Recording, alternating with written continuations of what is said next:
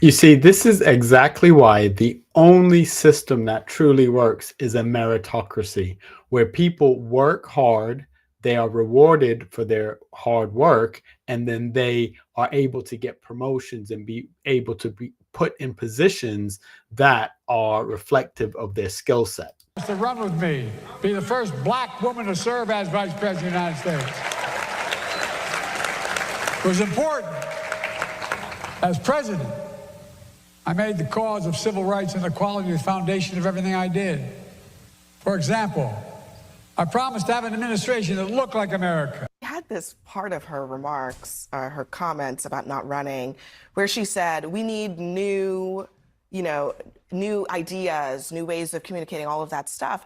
But to your point, this was a very... So for context, Kamala Harris has said that she is no longer running for governor of California. So this conversation today, or this reaction to Black conservative perspective, is about Kamala Harris pulling out of the gubernatorial race for California, and also some comments that Biden has made about his administration. And I'm going to be reacting to Greg Foreman's reaction, and as always, giving my 2 cents. Make sure you like, subscribe, and share. As a smaller channel, I appreciate your comments, even the mean ones. Very old school kind of approach to making this decision and explaining herself in this. I just can't possibly believe that someone who was Attorney General for a good period of time, a United States Senator for a good period of time, and then Vice President for 4 years, and then ran for president, all of a sudden believes that the best way to solve it is from being outside the system. Harry Enton should have his own show. I love his analysis. I love the fact that he talks through numbers on CNN. Quite often it's numbers I don't want to see, I don't like, but quite often it's also numbers that other people don't want to see and don't want to acknowledge. So I think Harry Enton is fantastic, and what he's saying here and what he just said is so true about the fact that someone's been in public service for most of their adult life and now saying, well, I just want to sit this one out, after being the vice president of the United States and being co-responsible for a lot of the policies, good and bad, that we're currently living under. Oh, please. Not a chance on God's green earth that that's necessarily the case. What's probably going on is she saw what the polling numbers were, perhaps, for her running for governor of California.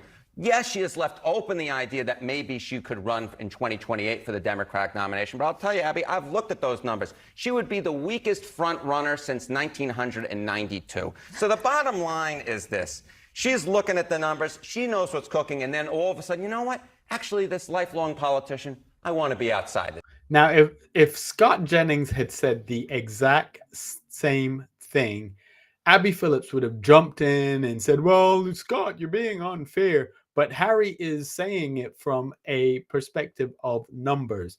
And like I keep reminding people, it's not as if Kamala Harris came out of the blue and became vice president, and then she was a hugely popular vice president. She ran for president.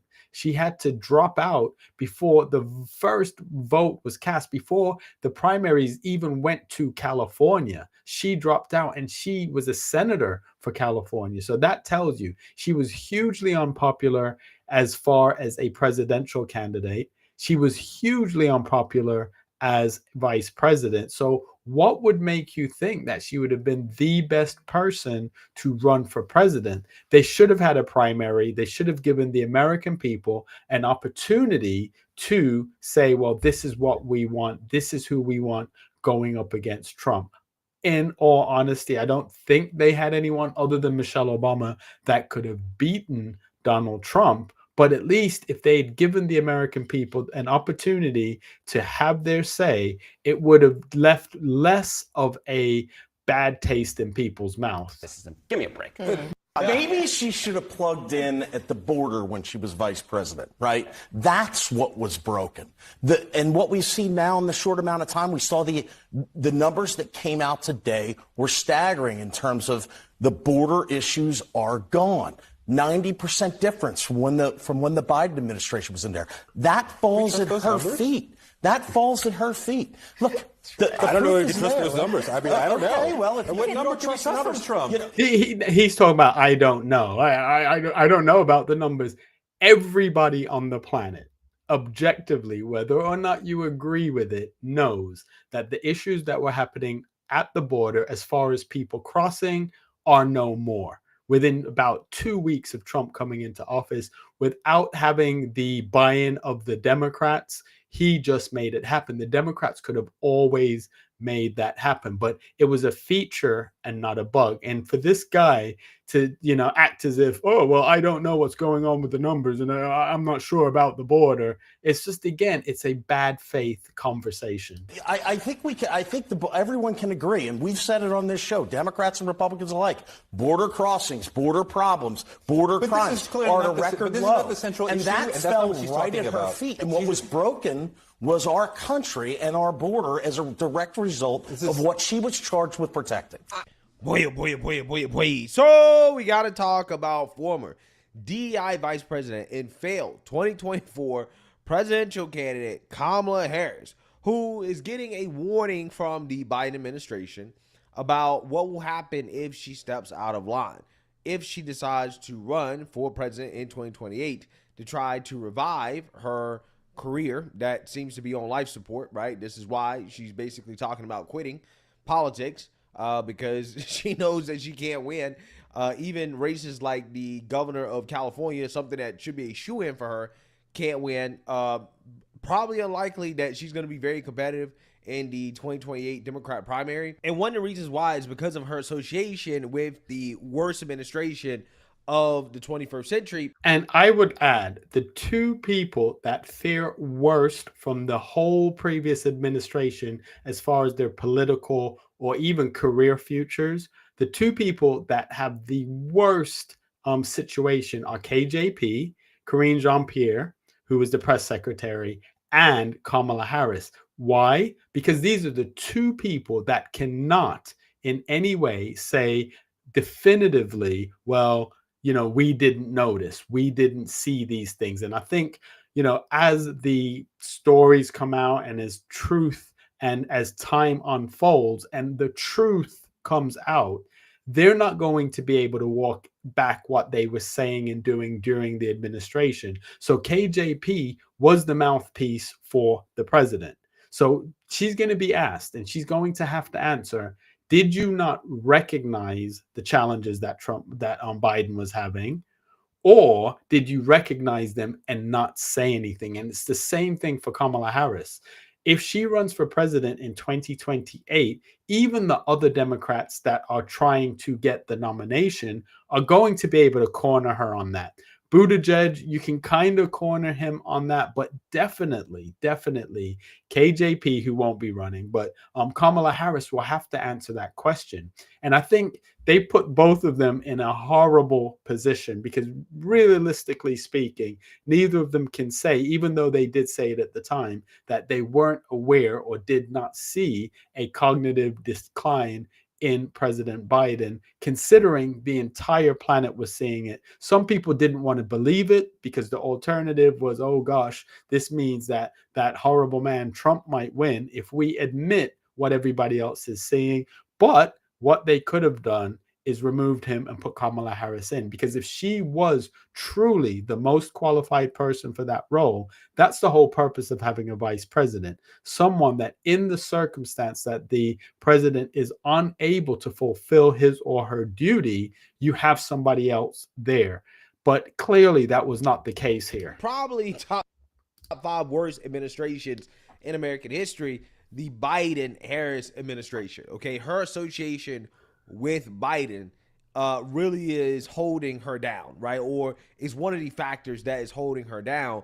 And again, that is why apparently Biden is saying that if Kamala tries to distance herself from the Biden administration, if she comes out and she starts trash talking Biden, right, throwing Biden under the bus, then there's going to be some problems, right? There's going to be some issues, and that she's going to get exposed. Okay, so I want to talk about this because, again, this is just more bad news for Kamala if she's thinking about running for president, because if she's going to run for president, she's going to have to distance herself from the Biden administration. And if she can't do that, just like what happened in the 2024 election, she has no shot. So without further ado, let's get into it.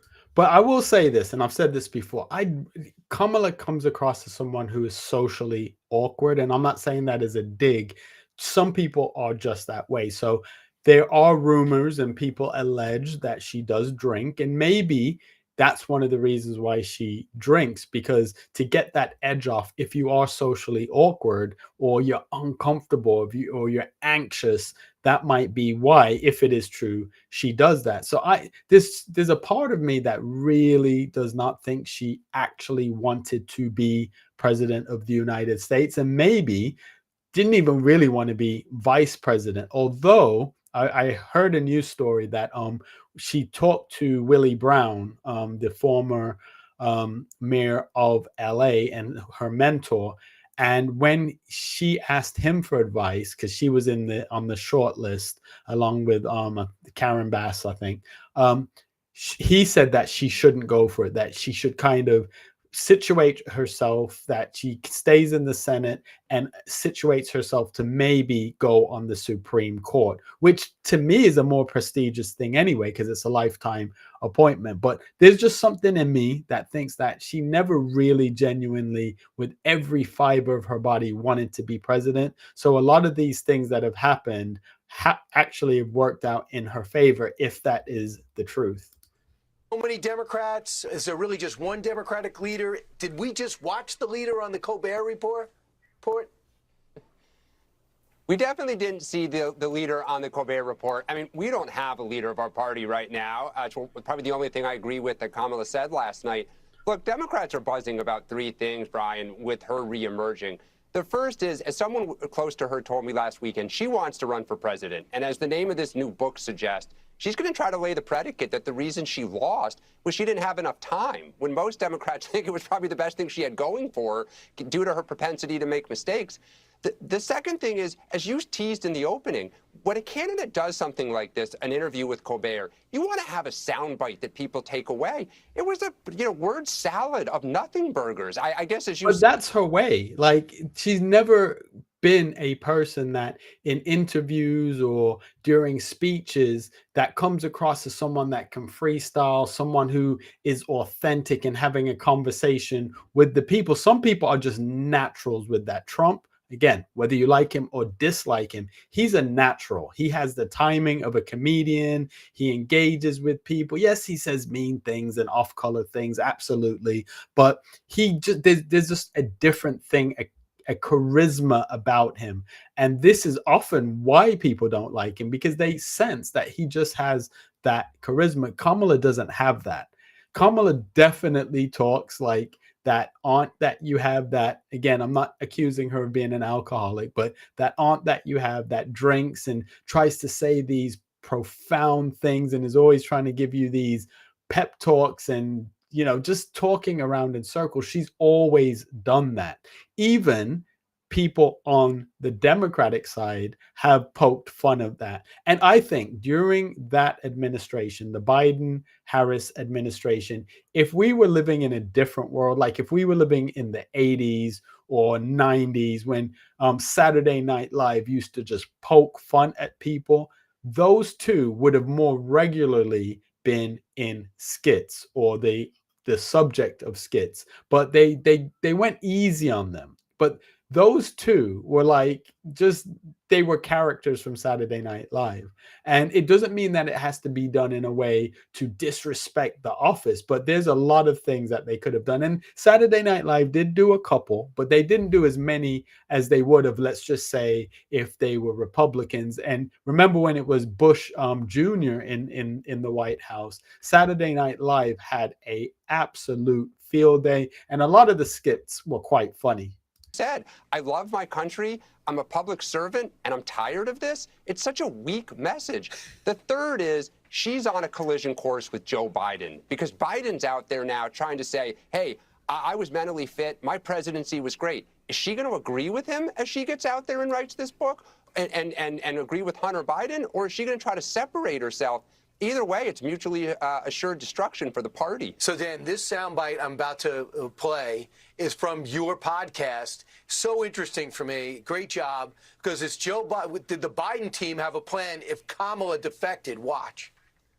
If the Biden people decide that Kamala Harris is coming after Joe Biden, wait till you hear the Palin-esque stories about how much they tried to help her be prepared to be vice president and be in a position to run, and how much they decided not happening. She's not up to this. If the Biden people feel... I don't think they would even have to be mean. They could probably just tell the truth, and people, as much as they wouldn't want to hear it, they would take it that they were just being mean and trying to sabotage her. But think about it this way. Even when, as a senator, she had one of the highest rates of people leaving her office because they said that she wasn't a good boss, that she didn't do the work. They said she was lazy, lots of things that were said about her by former staffers. And even as vice president, a lot of staff members left. Some of them leaked a few stories. So it's, you know, this whole idea that she was this amazing, once in a lifetime, generational candidate and so equipped and so prepared for the role. There's so much data and evidence, even from leaked things from her staff members, that would make you think that that's not true. So if they were to come out and say, look, we did, you know, debate prep with her and she just couldn't remember the facts, if they were to say those type of things, yeah, it might come across like she's being sabotaged, but they'd probably be true. Feel threatened, you will hear stories about Kamala Harris as vice president that will not make her look good. She will have a hard time defending against the stories if that dam bursts. Dan, is Mark right? Did you hear that too? And do you think that's how it plays out? At one point, Kamala tries to separate and then she gets eviscerated? Yeah, I mean, first off, I would never say that my colleague is not right. I think Mark is one of the most wired-in people, and he's absolutely right. I think, look, you saw it with Hunter Biden. They are going scorched earth already on any Democrat who attempts to separate, or people like Nancy Pelosi who did what they think that they had to do. So again, if you're Kamala Harris, if you thought that you didn't want to pile on, then you should not have run, right? She cleared the field when Biden resigned that day because she so badly wanted to do this. And so if what she's going to do is now give a book tour and say, I'm with Joe Biden. Joe Biden is unpopular. He was unpopular. And, you know, candidates that run 3 consecutive times or 3 times, like Ronald Reagan, Donald Trump, they are ideologically consistent. The country comes to them. If she's going to attempt to lead us into the future by arguing that Joe Biden's presidency was good and we should continue it, man, I thought we hit rock bottom. Apparently, we would not have. But there's a lot of Democrats that keep saying that. There's a lot of Democrats that cannot bring themselves to saying that the former administration made errors. And the problem is that they think by acknowledging some of the errors that were made, which everyone makes errors, they're saying that Donald Trump is a better president. And it doesn't have to be that way. 2 things can be true at the same time. You can acknowledge that they got it wrong on the border. You can acknowledge that they got it wrong on the whole defund the police, that they got it wrong on males in female sports. You can acknowledge all of that and still be a voting Democrat. You don't have to say that these things, they got it all right, but that's what they did. You have to acknowledge that during the Biden administration, he was not the person that he was 15 years ago as a senator, 10 years ago as a senator.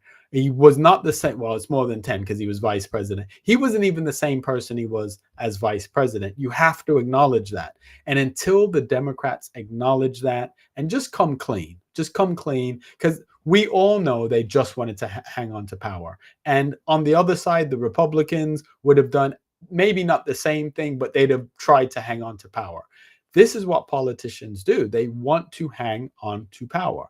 And as voting people, you need to look at the policies. You need to find the things that are best for you and your family. And you have to call out the things that they miss. You have to acknowledge the things that they hit. But until the Democrats are willing to admit that Biden was flailing towards the end of his administration, and some would say at the beginning, until you're willing to admit that they got it wrong on the border, they got it wrong on these other things, they are doomed. They're going to be out there in the desert. And then people like Mamdani and AOC and Crockett, they'll suck up all the oxygen, and there won't be any oxygen for what you might consider more centrist Democrats, because people are going to want the excitement of people like AOC. So it's simple. And I watch these news shows, and sometimes I'm like, that's why I do this podcast, because it's like, I just want to put my 2 cents in. You may agree, may disagree,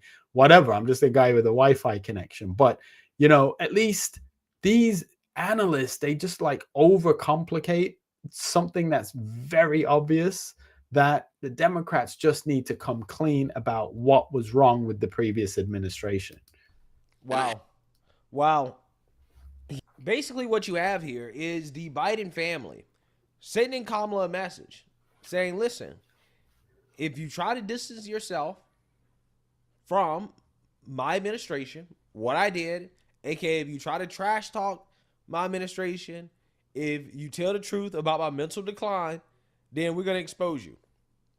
And the information that they were going to expose about Kamala Harris apparently is that Kamala was being groomed to take over for Joe Biden, but she was so bad, she was so terrible that they were like, nah, there's no way. There's no way we can have Kamala take over, which kind of makes sense, right? It makes a lot of sense, because there was the perception that Kamala was going to take over, that Biden was not going to do 4 years, okay?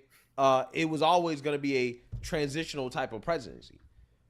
That's what I thought. I thought the whole plan was to get Biden in, to like Trojan horse Kamala Harris in. And I thought then the vice president, because remember at that point, if the vice president steps into the role of the president, there's not an election to determine who the vice president's going to be. I think the plan was to then have Buttigieg. However, I lost a lot of bets, because I was like 2 years in, this is going to be what happens, and it never happened. Then my next thing was they were going to have Michelle Obama run for president. And I say this all the time. I think Michelle Obama would have actually beaten Trump. I think she's the only Democrat that could have beaten Trump.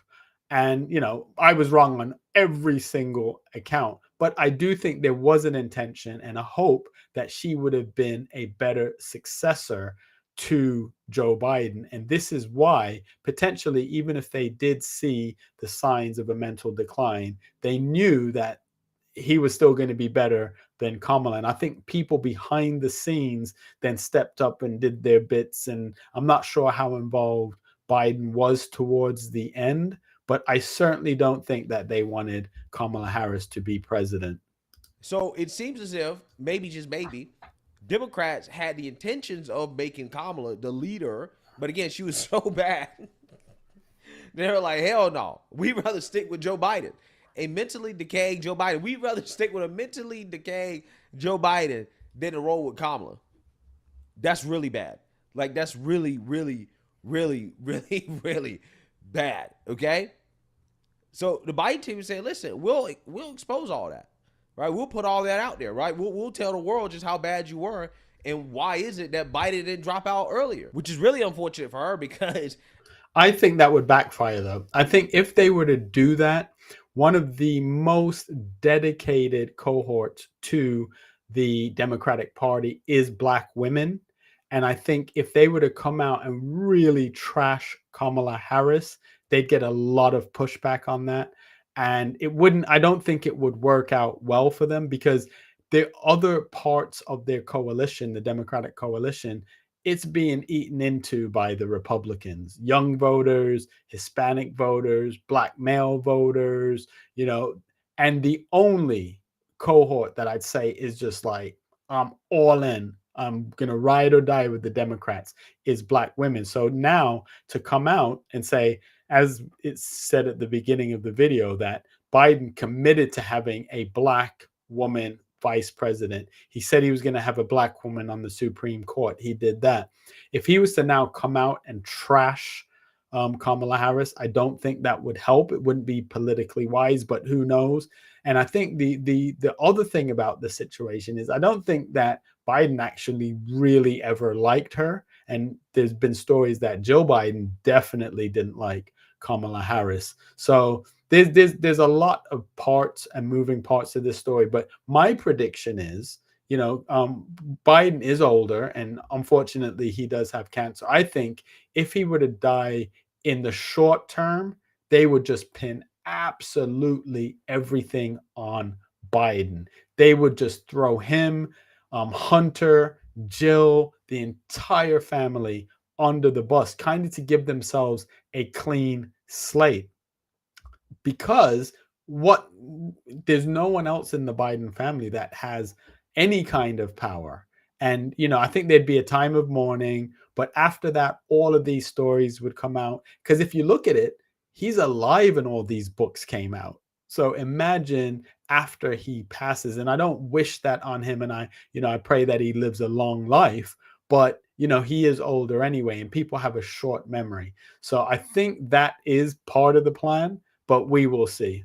Again, I don't think there's any way she could possibly revive her career running on the Biden administration, right? Or the quote unquote accomplishments of the Biden administration. I just don't think that that's the move, right? Like, that's not going to help her because nobody thinks that the Biden presidency was successful. And that's part of the reason why she lost in 2024. Remember, see, I disagree with that. Of course, some people do think that it was a successful administration. And there's always going to be, have you noticed in every single poll, even, the polls where the outcome should be really obvious, there's always between 20 and 33% of the population that just totally disagree.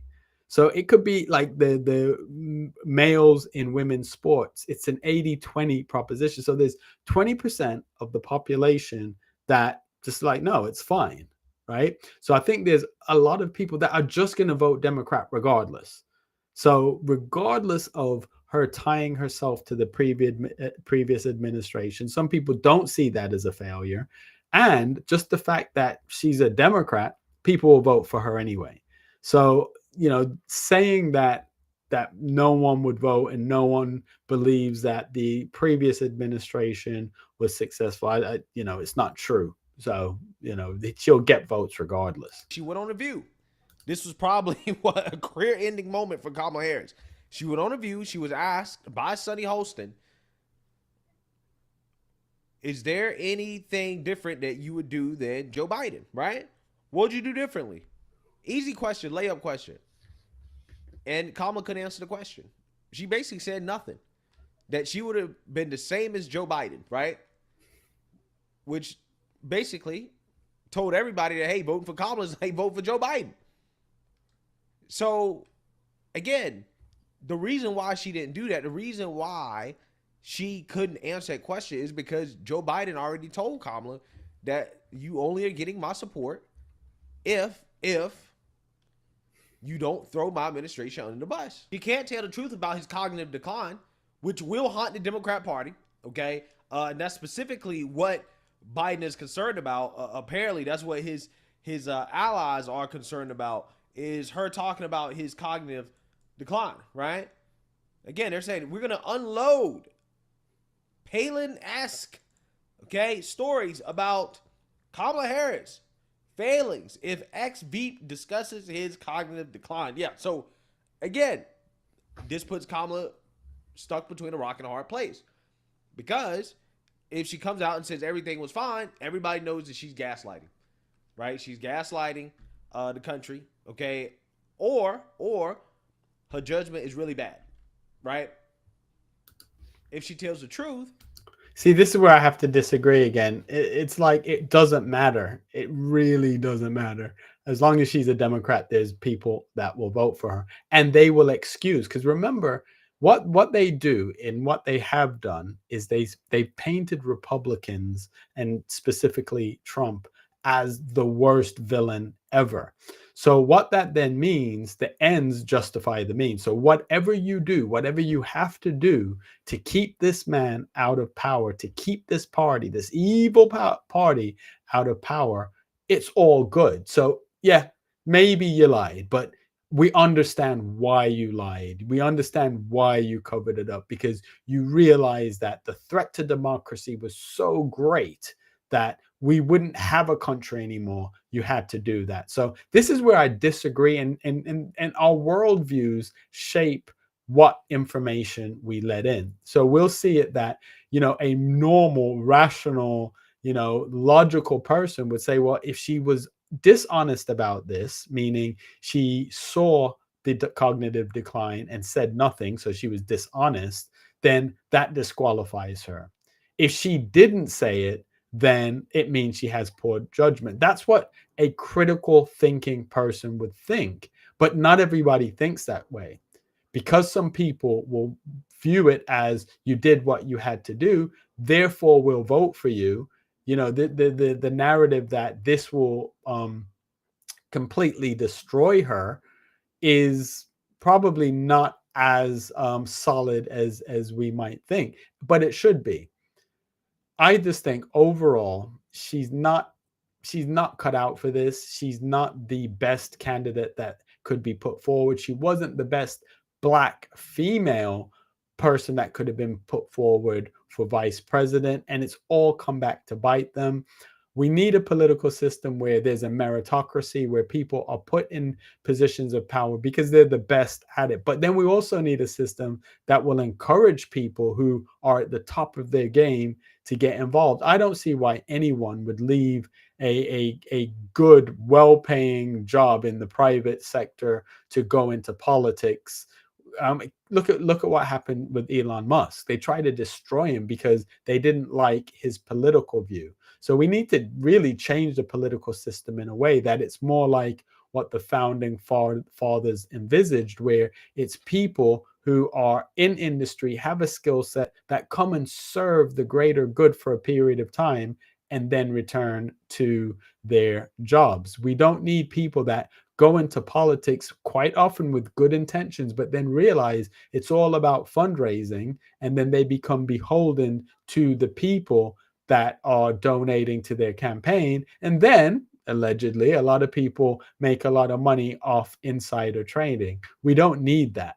I think Thomas Sowell had a really good solution. He said that they should increase the salary of people in Congress and in the Senate to, I forget the number, but he was like $2 million a year or something, right? And he's an economist. So when he did the math, he's like, it's not really that much. But what it would do is it would incentivize some of the better people to go into politics, and it would decentivize some of the shenanigans that go on.